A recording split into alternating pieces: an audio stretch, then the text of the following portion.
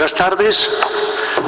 Seguimos con la siguiente. So let's move on to the next table. Now we have the honor or the opportunity to have with us Carlos Romeo Casabona, Professor Emeritus of Criminal Law at the Basque University, Doctor in Law, extraordinary, with honors and with many doctoral programs completed, consultant, president of the Committee on Ethics and Drugs in the Basque Country, and a member of several ethics groups. And well, I could go on and on because he has a very rich curriculum. He has been part of many international commissions, the WHO, UNESCO, United Nations, and some other institutions and non-governmental organizations. He has been an assessor, a speaker in many countries, and even associate judge in Zaragoza, a dean of the law school in La Laguna, the Center for Legal Studies at the University of La Laguna, and has also authored many papers that have been translated to more than 8 languages. He has supervised more than 30 doctoral theses and has been the director of the Law and Human Genome Journal. He has coordinated and chaired the Bio Law and Bioethics Encyclopedia, a treatise on law and aging, a Bio Law Manual, Criminal Law Manual, Cyber Security, Cyber Crimes, and he is also a honoris causa doctor in 6 universities and has been awarded many prizes. So he's a master in bioethics because he has many disciples. Some of them are here today, and many more. And he's a multidisciplinary man, so he covers many fields and many disciplines and has excelled in all of them. Law, medicine, criminology. So that's why he has a multidisciplinary approach that is so necessary in this matter. And of course you want to listen to him, so I will keep it short. He will be talking today on gene editing in the international arena, the CBDIO of the Council of Europe, and the European Group on Ethics of the European Commission. Thank you, Jesús, for this long introduction. I am deeply honored. And I'd like to thank Isolina Riaño, Marcelo Palacios, and also Juan Ramón Lacadera, one of the SIBI pioneers, and that is being paid homage at this 12th edition. So I'm very happy to be able to say hello. And I would also like to say hello to the members of the Scientific Committee of the SIBI and so many people that I've known for many years, and some other new people, which make me acknowledge my age. Well, let me see if I can control this with the pointer. Yes, it works. I'm going to skip this because my colleagues, the preceding speakers, have already covered all these topics. So this is related to the topic of my presentation, so I will skip it. So, well, this was by way of an introduction.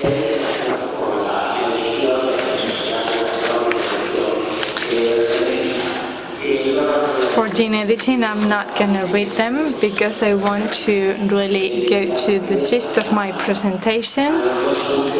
The two topics I want to focus on.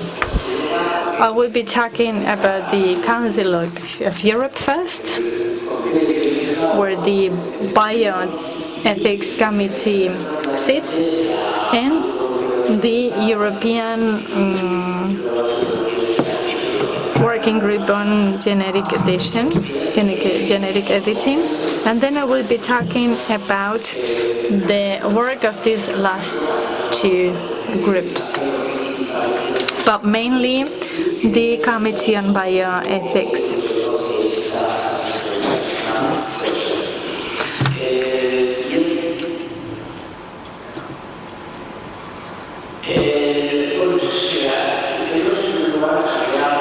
So first we have the Parliamentary Assembly of the Council of Europe. The Council of Europe is an international institution.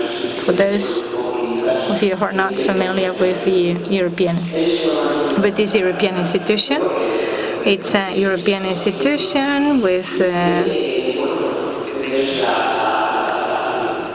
its member states that tries to unify the laws and regulations of the European members for the respect of human rights and other fundamental aspects and freedoms. And in 2015,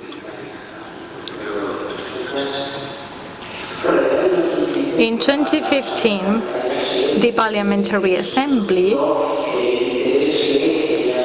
talked about this topic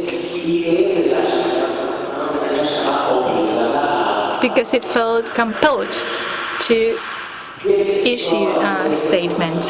I needed to mention this because I was talking about the Council of Europe. But the most important institution has been the Committee on Bioethics of this Council of Europe that represents all the 47 member states. Some of them have several representatives, and some other members have observer status. It also includes some other private organizations and civil society organizations.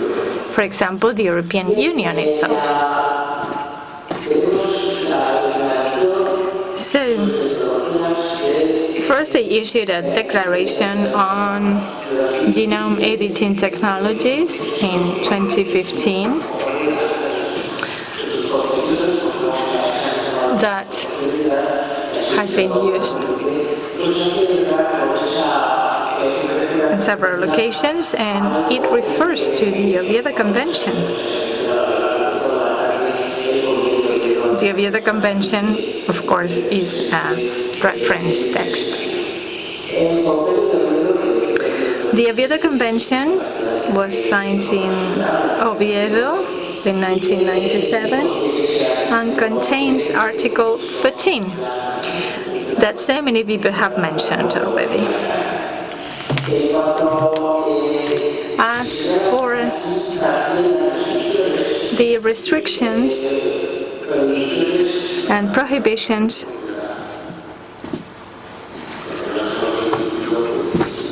I'm sorry, but I cannot read the screen. I am short-sighted and I can't read the screen.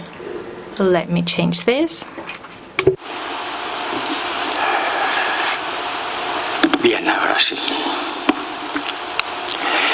Bueno, disculpen, pero así veo mejor. Bueno, pues estábamos hablando de... As I was saying,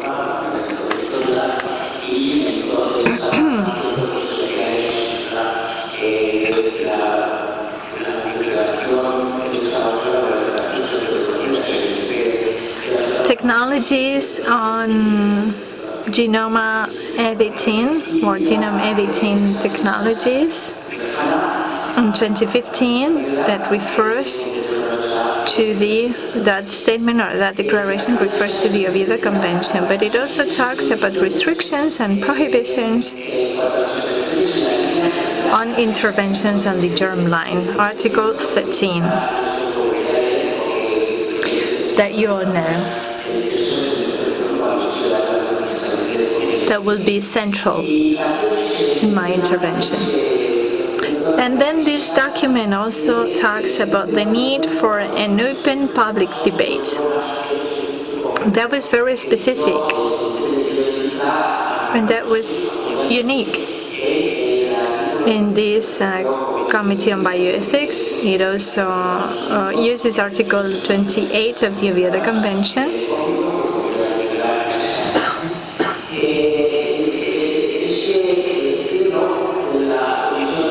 So the plenary session of the Committee on Bioethics of the Council of Europe in 2016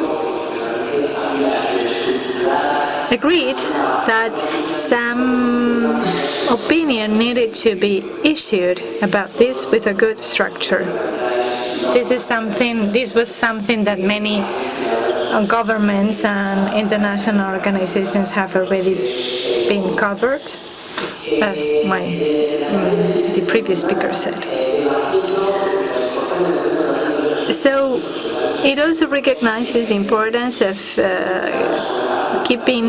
discussing the ethical and legal aspects of the emerging technologies related to the publication of the genome. And for that they created a strategic group. And then in 2018 and 2019, the debate was reopened around Article 13, and that's why they created a working group on genetic edition. So, genetic editing. So going back to the European Commission, which is the institution that assembles all the European commissioners.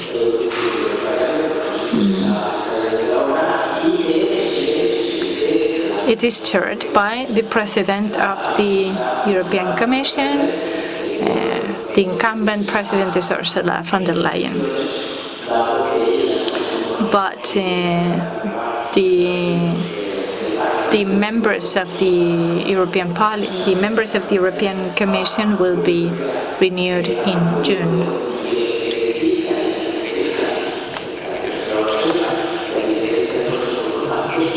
The Council of Europe is an international institution. Even if it sits in Europe, it's composed of sovereign states that voluntarily decided to join it. But they are sovereign states.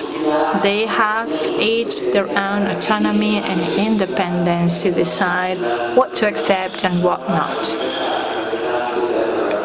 among all the proposals made by the Council of Europe.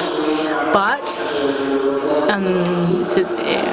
the European Commission is a supranational body acting in Europe that, of course, affects all the member states, countries that belong to the European Union.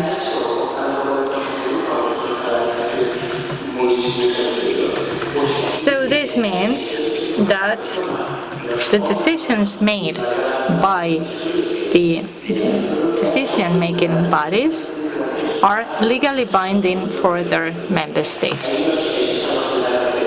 So the states are not sovereign to decide whether they join in or not, or whether they accept regulation or not. Just because they're members of the European Union, they are forced to accept those regulations and to transpose them to their national regulation or be subject to a fine. So the European Group on Ethics and Science and New Technologies issued a statement on genetic editing. It was translated into Spanish in 2016. It was the first time they issued such a statement. Back then, all those texts were very cautious. They were very little specific. They did it on purpose because they had learned the lesson 20 years ago when the first mammal was cloned, Dolly.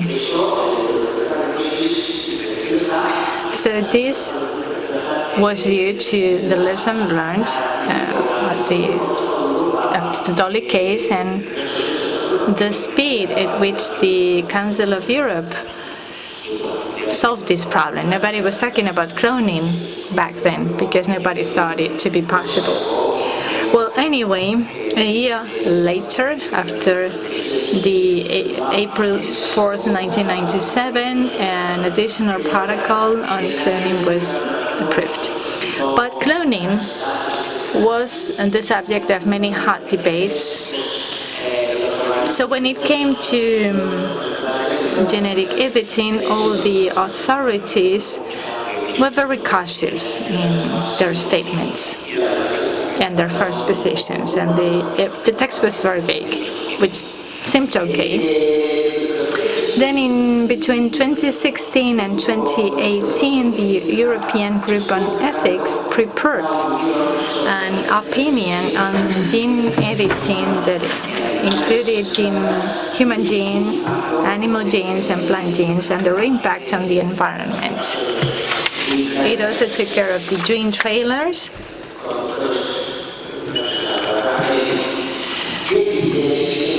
If you look at this, it only took them 2 years to issue that opinion.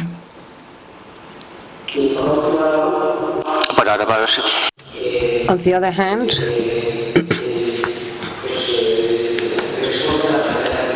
it responds to the methodology of the European Commission and the Group on Ethics, the European Group of Ethics. So this is the first scenario. I will now try to go into detail, and later on I will explain something about the European Group of Ethics, also known as EG. Let's go to the Ethics Committee of the Council of Europe. The Oviedo Convention of the Council of Europe, well, many things have already been said, above all things with regard to Article 13. I do not need to repeat it. Apart from the importance of this Article 13, it is very important, as Joaquin has said, the interpretative importance for the convention in every article, and altogether the explanatory report. Most of the conventions and treaties of the Council of Europe come hand in hand with an explanatory report or a detailed report. Here we can find different comments on the text that has been approved. And this report clarifies some aspects that could not be defined beforehand. And sometimes this report helps a lot to interpret the article. We could see before that there are some paragraphs from 1992 specifically addressing Article 13. I would like to mention that in its origins, this Article 13 aims to the acknowledgement of positive elements of genetic editing, but also, and this is a positive aspect, but also in the greater possibility of intervening and controlling genetic characteristics of human beings. And these results, or used to result when it was passed or approved, they concern about the potential inappropriate uses. We have to think, we should think that we are in 1996, okay? So 22 years before. I will move on now. Bien. Ya, pero es que... El sentido exacto del artículo 13, como sus posibles interpretaciones. The exact sense of Article 13, as well as reinterpretation and modification, is very relevant for the states that have taken part or signed the Convention of Oviedo. So we have sovereign states under this umbrella. And this norm, this text is binding, let's remember that, different from the European Union status. So what happens? That for the signatory states, whatever is said in Article 13 is very relevant. They are obliged to apply whatever this article says, and it has to be coherent with what the Convention states. And I am not referring to our interpretation, objective interpretation.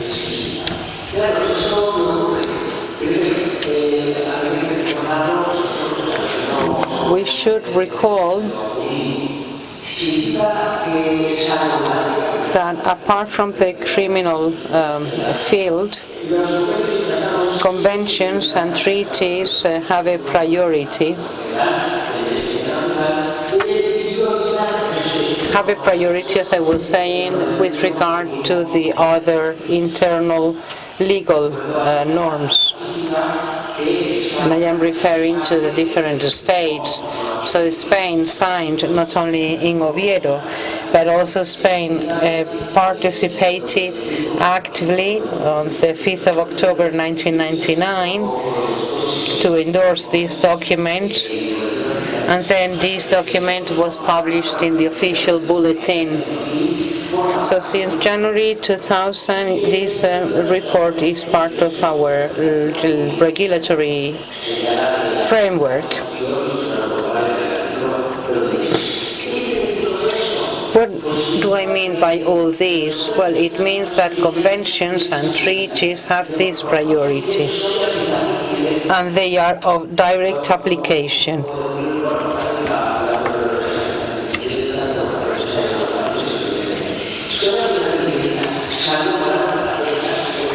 Apart from some subject matters that for whatever reason they need a specific development.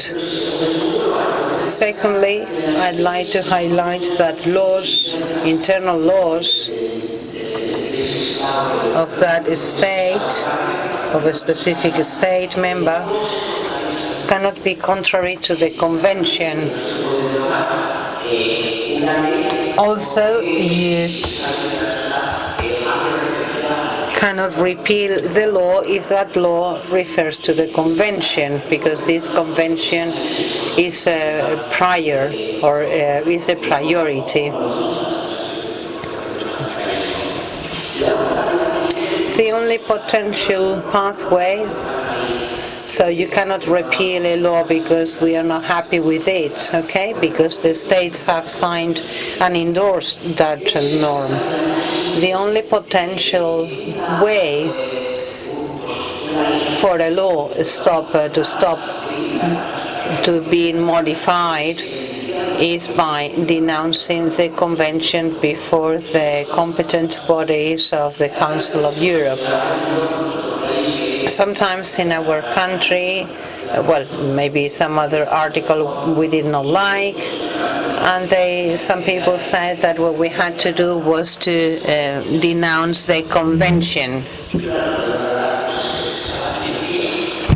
And I used to think, well, a state that has held the meeting to sign the convention. The name is the name of a city in Spain, and some people like Marcelo promoted the development and the signing of the convention. And what this convention means in terms of biomedicine, well, you cannot just denounce that convention.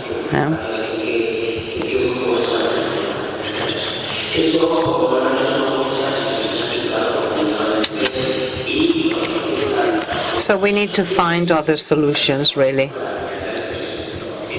It would not be the first time that someone denounces a convention, but it is very exceptional.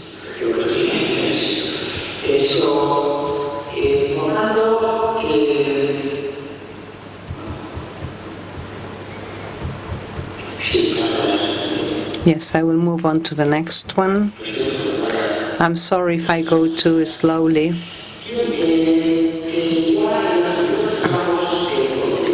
In the first works of the Bioethics Committee of the Council of Europe, several possibilities were addressed to eliminate the hindrances or obstacles of Article 13 with regard to gene editing.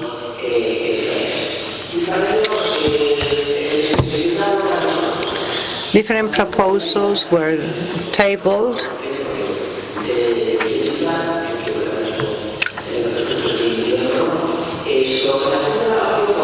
First option, to maintain the text of Article 13. Do not touch upon that Article 13 at all. Do not modify it. That is one option.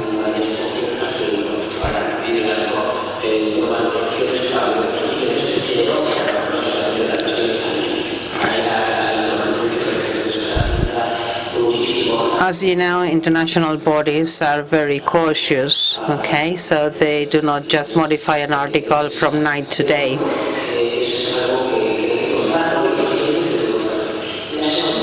The second option was to reach a consensus, or to try to reach a consensus in terms of a more open interpretation of the Article 13.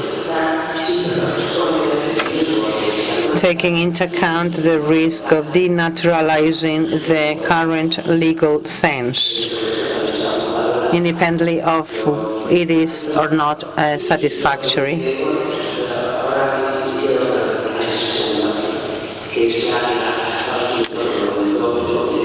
The second option has been followed by the Bioethics Committee to be also taken to the Council of Europe and the Committee of Ministers. And the third option is to modify this article to allow to permit some interventions in the human germ line, under some control, of course, and always with preventive or therapeutic aims to fight against some severe or very severe diseases.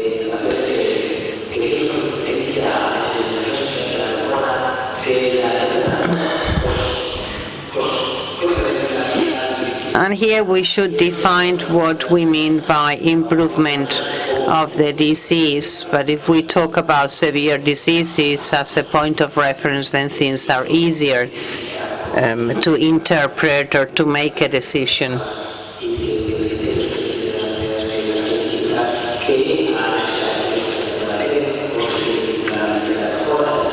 So we should only define what a mild disease is or what a severe disease is.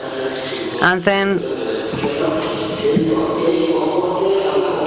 regarding this third option, even if it comes hand in hand with a modification of the genome that can be human and is about to be born. And for this, we would need an additional protocol to the convention. And remember that there was an additional protocol on passed in 1998.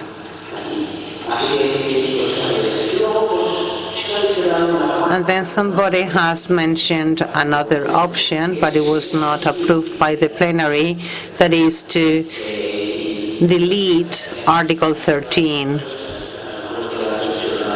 It has been mentioned in some debates, but it has not had many advocates. It would make no sense because we would have no legal tools.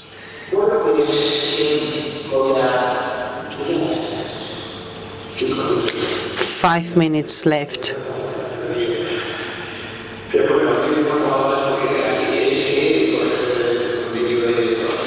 The Convention of the Council of Europe I wanted to address because it is a legal norm that 30-something European states have endorsed and signed the Convention of Oviedo on Human Rights and Biomedicine.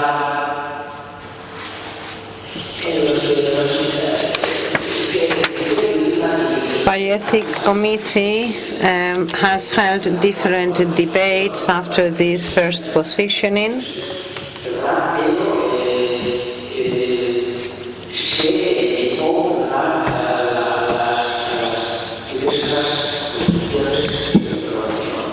I don't know if I can go to the next slide. Let me see. We should mention some of the activities implemented. Following Article 32,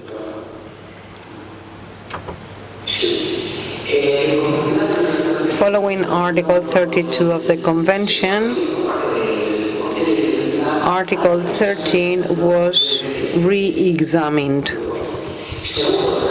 Second, after the debate and based on the comments made by some delegations of the Council of Europe, that is representatives of the states and representatives of other bodies, Bioethics Committee concluded that taking into account technical and scientific aspects of these advances, as well as ethical questions, they thought that the preconditions were present.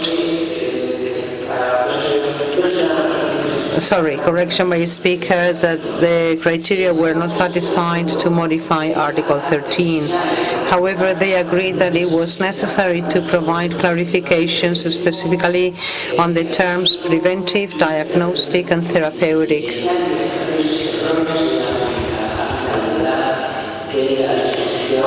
And also to avoid wrong interpretations in terms of the applicability of this article to research.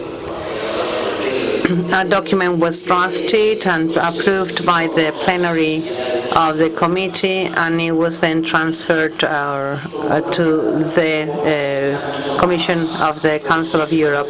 As I do not have much time left, I will just mention briefly the topics that needed some kind of clarification, because in this document, signed in 2022, they clarify some aspects on Article 13, but without modifying the article per se.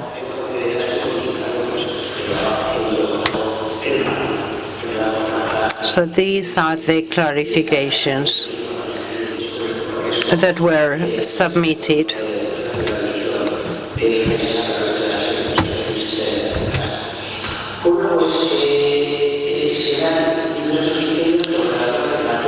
Different criteria in terms of research. I move on to the next one. I don't have time to read it thoroughly, but in these clarifications drafted by the Committee on Bioethics is that wherever there is a modification of the gene of the germline, you are impacting on Article 13. However, it opens up many doors. on how to interpret Article 13 being compatible with preventive, therapeutic or diagnostic aims without clearly aiming to modify the germline.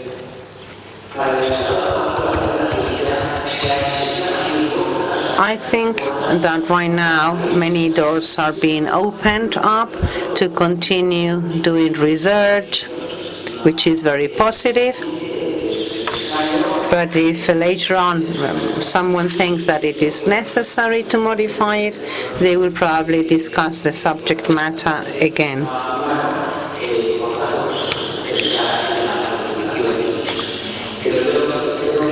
But in my opinion, these clarifications are very timely, and I urge you to have a look at the document. You can access the document online, and you can find it very easily, and you will be able to realize the wealth of specificities and descriptions.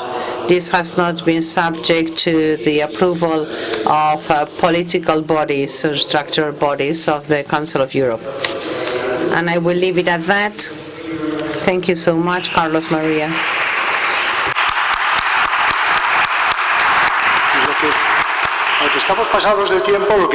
Well, we are not very good with timing, but I'm sure there is some other question from the audience. And here, yes, before that, I would like to insist on the following.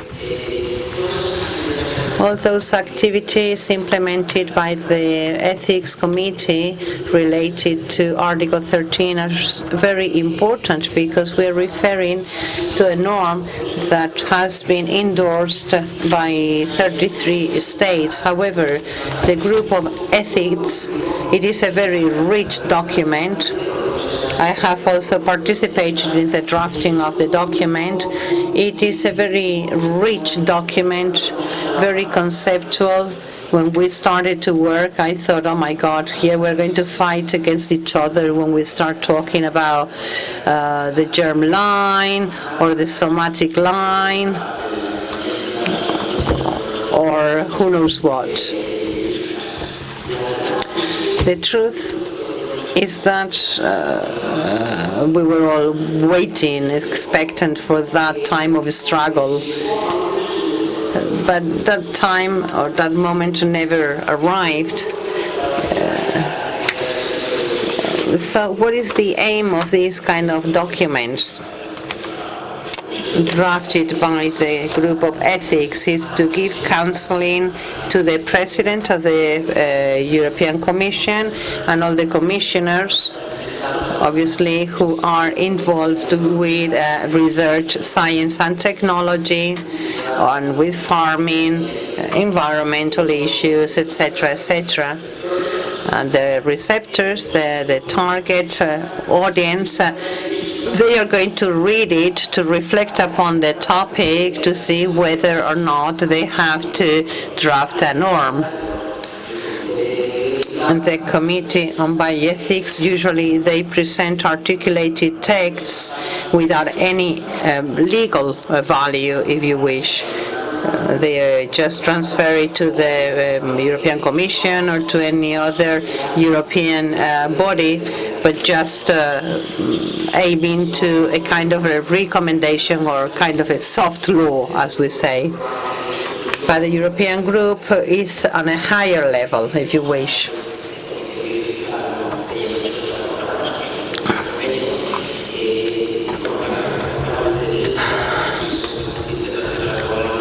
So here we are moving in another sphere, creation of international registries, international law, etc., etc.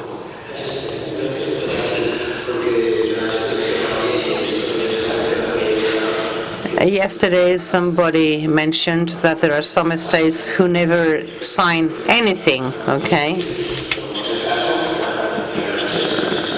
the three big states. We have United States, China, and Russia. And they never sign anything because they can do whatever they wish, yes or yes. And we would add the UK as well. In the case of the Convention of Oviedo, UK never wanted to sign anything either in this regard. But we have many member states that have signed this convention and these documents. But well, gradually we have to keep moving forward. Yes, and no questions, yes. Muchas gracias, Carlos, por tu... Thank you so much, Carlos, for your chat, your talk. A couple of aspects I'd like to comment on. Firstly, there is not one human genome of reference we have to preserve and avoid modifying, because all of us here, we have a different gene, and all of our kids will have different genes. So naturally, modifications occur and will continue occurring. And then biologically speaking, independently of the relevance we want to attain to human embryos, mammals embryos can be modified. We have done it genetically for 450 years, already started someone in 1974. So we know how to modify mammals embryos, but it is not for free. This comes hand in hand with risks, and these are the risks that we manage in the lab. My question regarding Article 13, beyond any kind of legal concept or legal definition, etc., I, as a biologist, wonder, do we want or do we not want to modify human embryos? Because we can. Technically, we can. We are skilled, and we could do it. If there is a possibility of doing it, and we are capable of managing these risks, well, let's make them explicit. And Article 13 should not give way to so many interpretations. Thank you so much. Firstly, you mentioned it yesterday, there is not one only genome. Each human being has his or her own genome, so we want to protect. It's what characterizes each of us as a human being. There is no one identical. I cannot see any twin here, a monotwin. But that does not mean that we need to protect individually each person. And then you're telling me, oh yes, but we can do it already. We are skilled to do it. And we can see it in nature. We have nature there. Yes, of course. And there is also volcano eruption, and some people die, and we have faced many catastrophe with many catastrophe. But we are talking about a human being, a society that is well organized, and this society has to protect each other, all the individuals.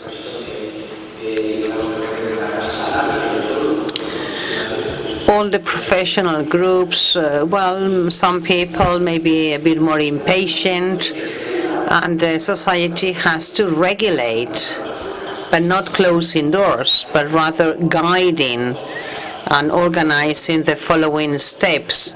My opinion is that you cannot go from here to here, because scientifically we do not know what those middle stages are.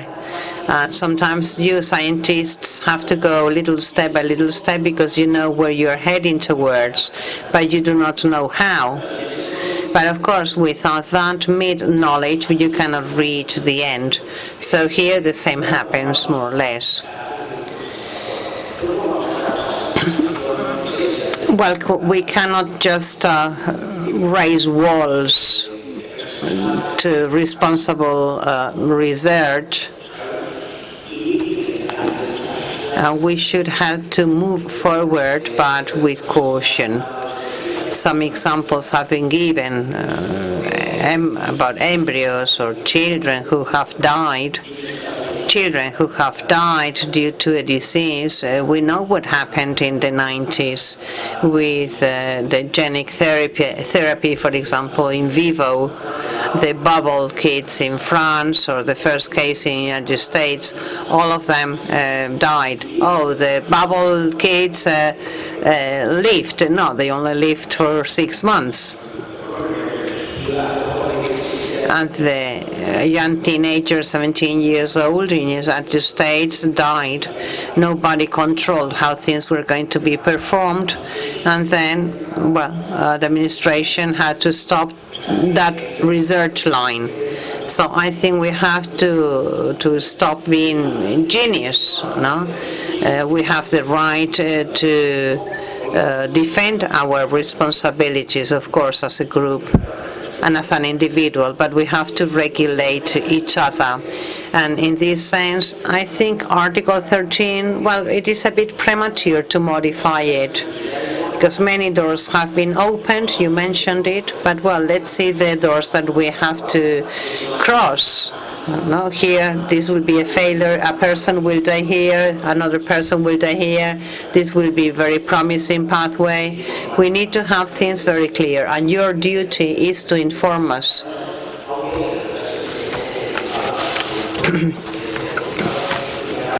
But I was worried to see this, because of course we need to organize this with a social response, legal or else or different.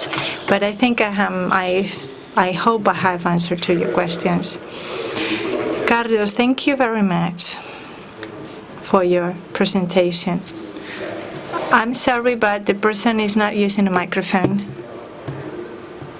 Sorry, but we cannot interpret. Hacerlo, y también porque Thank you, because I was part of that boat for many years. 25 or 26 years ago, I presented an amendment for Article 13, because even if I was one of the speakers, with the collaboration of the CNMI and the Parliamentary Assembly of the Asturias Convention, the Convention of Bioethics. I don't like the Oviedo Convention name. I think just one word would correct the mistake introduced by Article 13, because you cannot say on the one hand that you can use those technologies for diagnostics or therapeutics or therapeutic purposes, but you cannot say that you cannot use it to modify the genome in the offspring, because it should say you have to remove the pathology, and you have to remove the pathology from the genome in the offspring too, because otherwise you're not removing the pathology at all. If you remove the pathology from the person and the offspring, that should be the correct wording.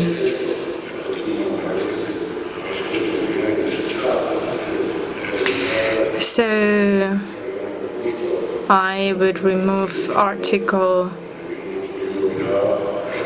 I would change that, and as Montelieu was saying, we should look for different possibilities to the wording of that article. I just wanted to say this. It's like when you're flying in a plane, you are transported by the plane and the pilot, and we don't know, we have to trust them. It's like when we trust the ethics committees.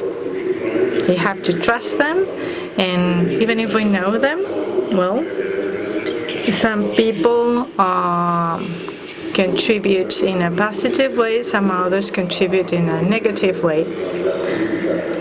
You are one of the best people in the world, but we don't know many of the people who are part of some other committees, because otherwise we cannot know whether they are well informed or not. Thank you, Marcelo. I will use Article 13 to reply to you. Of course, something was missing in there. It was 1997. It went through several organs of the Council of Europe, and yes, it is vague.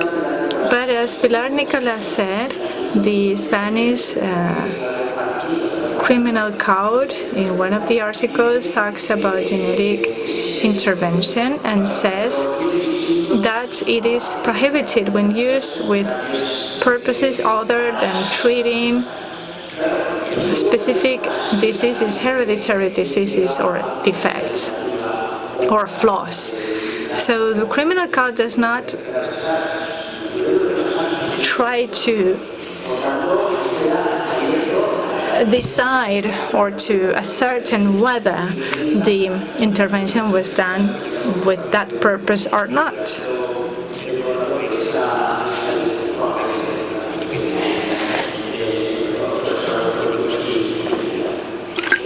So that should be taken into account. I know it can be bettered, it can be improved. So we need to look for formula to modify and improve that. We're not talking about risky or dangerous matters here, issues, for example, matters not related to human beings. And I don't want to forget what you said. Yeah, the composition of committees. Yeah, that's one of the most common questions. Every time I see members of or presidents of bioethics committees, I wonder what the rest of the members are and what's their background and things like that. We don't know whether they're experts or not, but we have to live with that. The bigger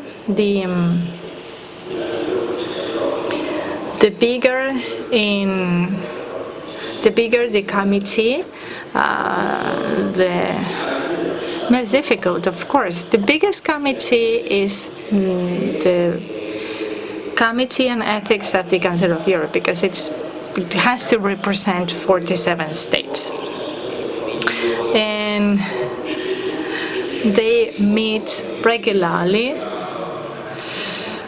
because they like going to Strasbourg, but some of them are not really experts on bioethics, in my opinion. Well, this committee anyway mentions the need for them to be qualified, not prestigious. That is obsolete. Not prestigious people, not prestigious professionals, but qualified professionals.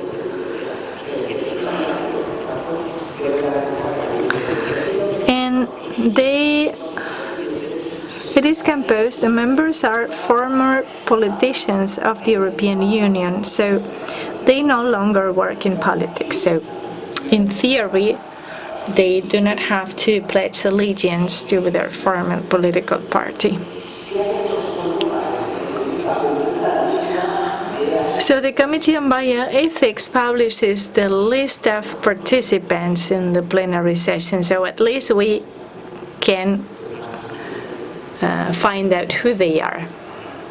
I think over 100 people attend the plenary sessions, at least every time, and you can get access to that list to see who belongs to the bioethics committee.